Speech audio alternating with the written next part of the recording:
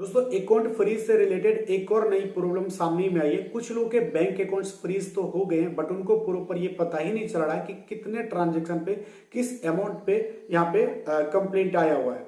जब यही नहीं पता चलेगा तो कैसे अकाउंट अनफ्रीज कर पाएंगे। ऐसा दोस्तों एक मैम ने मुझसे इंस्टा पे पूछा, भाई ये देखकर मैं एकदम शॉक्ड हो गया, आखिर ये क्या हो रहा है। भाई बैंक अकाउंट साइबर सेल के द्वारा फ्रीज है बट ये पता ही नहीं कि किस ट्रांजेक्शन पे कितने अमाउंट पे एक कंप्लेंट आया हुआ है। इस केस में क्या करना चाहिए। तो भाई सबसे पहले देखो, आज के टाइम पे साइबर क्राइम भी बहुत ही ज्यादा बढ़ रहा है और इसकी वजह से बैंक अकाउंट भी फ्रीज होते जा रहे हैं। लेकिन साइबर क्राइम की अपेक्षा ये बैंक अकाउंट की जो संख्या है बहुत ही तेजी से बढ़ रहा है दोस्तों, बहुत ही ज्यादा है। ठीक है, तो अगर आप यूपीआई यूज करो तो यूपीआई यूज करना बंद कर दो और आपका अकाउंट फ्रीज हो चुका है तो कैसे फ्रीज करना है हमारे चैनल पर डिटेल्स वीडियो आती है, सब्सक्राइब कर लो। फिलहाल आज मैं आपको बता रहा हूं, अगर आपका बैंक अकाउंट फ्रीज है और आपको ये प्रॉपर पता ही नहीं चल रहा है कि किस ट्रांजेक्शन पे कितने अमाउंट पे फ्रीज लगाया गया है, आई मीन ये कंप्लेंट है, तो किस तरीके से आपको पता करना है। ठीक है, तो भाई देखो, जब आपका अकाउंट फ्रीज है तो आपको किस बैंक पे आपका खाता है, अपने बैंक में जाओ। ठीक है, और मैनेजर से अप्रोच करो कि हमें डिटेल्स निकाल के दो कि आखिर किस अमाउंट पे फ्रीज है, नहीं तो अनफ्रीज करो। क्योंकि दोस्तों जब पता ही नहीं होगा तो केस को कैसे आप हैंडल करोगे, कैसे अनफ्रीज कर पाओगे, जब पता चलेगा तब तो। इसलिए दोस्तों अपने बैंक को ही आप अप्रोच करो, तभी आपका अकाउंट अनफ्रीज हो जाएगा इजिली। और बहुत केसेस में मैंने खुद देखा है, ठीक है, बैंक वाले ही अनफ्रीज कर देते हैं जो अमाउंट आया है लेन लगाकर, या फिर जो अमाउंट नहीं है, किसी पर्टिकुलर अमाउंट पे कंप्लेन ही नहीं है तो फिर फ्रीज क्यों रखना, उसको अनफ्रीज कर देंगे। ठीक है, लेकिन ये बात आपको अपने बैंक को ही बोलना है। अगर ये बैंक वाले नहीं सुनते हैं तो भाई कस्टमर केयर जो अधिकारी होते हैं उनको कॉल करो और उनके जो सीनियर अधिकारी होते हैं ना, सीनियर अधिकारी से बात करो, देन आपको डिटेल्स पता चल जाएगा आखिर पर्टिकुलर कितनी अमाउंट पे है, किस वजह से आपका अकाउंट फ्रीज लगा। नॉर्मली अगर आप बात करोगे तो आपकी प्रॉब्लम सोल्व नहीं होगी दोस्तों। ठीक है, लेकिन अगर आप चाहोगे कि हम यहाँ पे साइबर क्राइम वाले जैसे 1930 पे कॉल करके यहाँ पे हम डिटेल्स ले लेंगे, उनके पास भी नहीं होता दोस्तों, वो भी नहीं दे पाएंगे।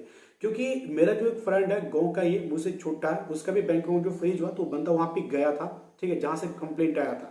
ठीक है, लेकिन वहां पर जाने के बाद ये पता चला कि उसके अकाउंट पे जो पर्टिकुलर अमाउंट है ट्रांजेक्शन है ही नहीं। सिर्फ और सिर्फ जितना का फ्रॉड हुआ था ना, टोटल अमाउंट ही शो हो रहा था। तो इस केस में उसका अकाउंट अनफ्रीज नहीं हुआ। इसलिए दोस्तों मैं आप लोगों को बता रहा हूं, सबसे पहले आपको क्या करना चाहिए, अपने बैंक को ही बोलो, डिटेल्स दो किस ट्रांजेक्शन पे कितने अमाउंट पे ये फ्रीज लगाया गया है, एक कंप्लेंट आया हुआ है। इसके साथ ही बैंक को ही बोल सकते हो, जब कोई कंप्लेन ही नहीं है, कोई प्रॉब्लम ही नहीं है, तो साइबर क्राइम वाले ऐसे कैसे फ्रीज कर सकते हैं, इसको अनफ्रीज करो। और बहुत केसेस में दोस्तों बैंक वाले ही अनफ्रीज कर देते हैं, जैसे मेरा एक अकाउंट अनफ्रीज बैंक वाले ही ने कर दिया। ठीक है, लेकिन बहुत केसेस में दोस्तों देखने को मिलता है कि बैंक वाले कुछ भी नहीं करते हैं, तो आपको साइबर सेल से ही बात करनी पड़ेगी। लेकिन कब बात करोगे, जब आपको पर्टिकुलर ट्रांजेक्शन का पता हो। ठीक है, अब इस केस में पता नहीं तो बैंक के कस्टमर केयर से, सीनियर अधिकारी से बात करो।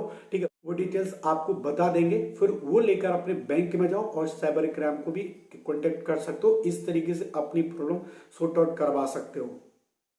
नहीं तो इसके अलावा दोस्तों कोई और दूसरा रास्ता नहीं, जब तक आपको पता ही नहीं चलेगा तो किस तरीके से अपना अकाउंट अनफ्रीज कर पाओगे। बाकी अगर आपको पता है कि हमारे इस पर्टिकुलर ट्रांजेक्शन पे अमाउंट पे कंप्लेंट आया है, तो सबसे पहले बैंक से डिटेल्स कलेक्ट करो, एक्नॉलेजमेंट नंबर और कहाँ से कंप्लेन आया है उस पुलिस थाने का नंबर, ठीक है, और ईमेल आईडी, फिर उसको कॉल करो, मेल करो, चाहे जैसे भी होता है। पहली बार कॉल पे ही बात करने की कोशिश करो। अगर ऑन कॉल बात बन जाती है तो इजिली घर बैठे आपका अकाउंट अनफ्रीज हो जाएगा। अगर नहीं होता है तो अगर वो बुलाते हैं तो जाओ, डरो मत। देखो यार, बहुत लोग डरते हैं, हम जाएंगे तो मारेगी पीटेगी, जेल में तो नहीं बंद कर देगी। जब आपने कोई क्राइम ही नहीं किया तो फिर आपको बंद क्यों करेगी। भाई जो लोग सीधा क्राइम किया ना, उसको पकड़ सकती है, लेकिन जो आपके अकाउंट में पैसा है वो लेयर 1 2 3 का आया है, वो एक सस्पिशियस अमाउंट है और इसकी वजह से पुलिस आपको अरेस्ट नहीं कर सकती है। लेकिन वहां पर जाओगे तो अपना डिटेल्स, आधार कार्ड, पैन कार्ड और यहाँ पे जो डिटेल्स है वो लेके जाओ। ठीक है, इजिली आपका बैंक अकाउंट अनफ्रीज हो जाएगा। लेकिन बुलाते हैं तो जाओ, डरो मत। डर जाओगे तो फिर आपका अकाउंट अनफ्रीज नहीं होगा। लेकिन दोस्तों बात बता दूं, जो पैसा आपके अकाउंट में आया है वो पैसा फिर आपको रिफंड करना पड़ेगा ठीक है, वहां पर जाओ और अपना एनओसी लो और फिर अपने बैंक में सबमिट करो।